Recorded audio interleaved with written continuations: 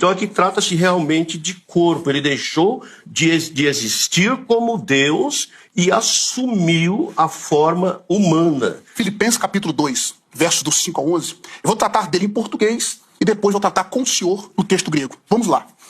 Essa teoria de que Cristo deixou alguns atributos é chamada de teoria kenótica, ou teoria do kenosis, porque a palavra keno ali, o kenosis, é kenosem, na verdade, que está no auristo ali, esvaziou.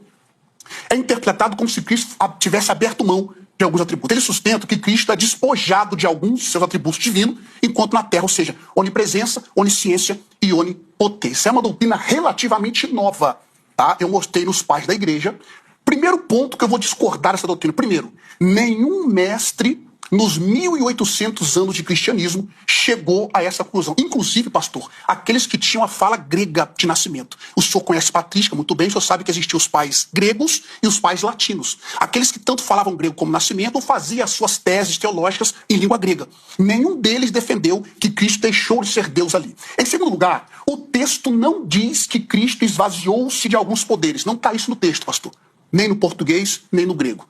Segundo lugar, não está isso no texto grego. Em terceiro lugar, quando nós lemos o texto de forma correta, nós entendemos o que Cristo fez. Abre aspas. Ele assumiu a forma de servo, tornando-se semelhante aos homens, e achado na forma de homem, foi obediente até a morte e morte de cruz. Esvaziar nesse texto significa humilhar, assumir uma condição inferior. Esse esvaziamento indica mudança de função e condição, não de atributos. Esse esvaziamento não indica perca de atributos. Em quarto lugar, nós temos que, então, no pensamento do pastor, gente, analise bem esse texto.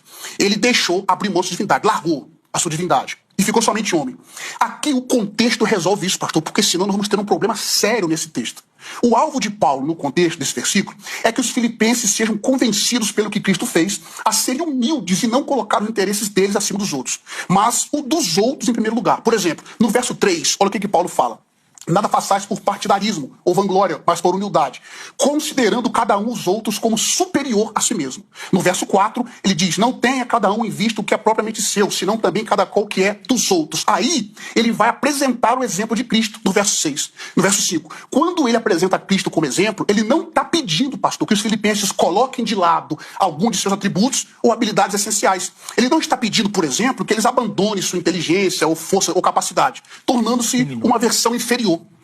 É para eles tomarem o exemplo de Cristo, ou seja, abrir mão de algum de seus privilégios como Deus. Jesus deixou sua condição e privilégio que ele possuía no céu, ou seja, a sua glória, ele abriu mão da sua glória. E isso os teólogos, Calvino, vários teólogos, tanto da Reforma Protestante como atuais, concordam. Em João capítulo 17, verso 5, ele diz da glória que ele tinha com o Pai antes que o mundo existisse.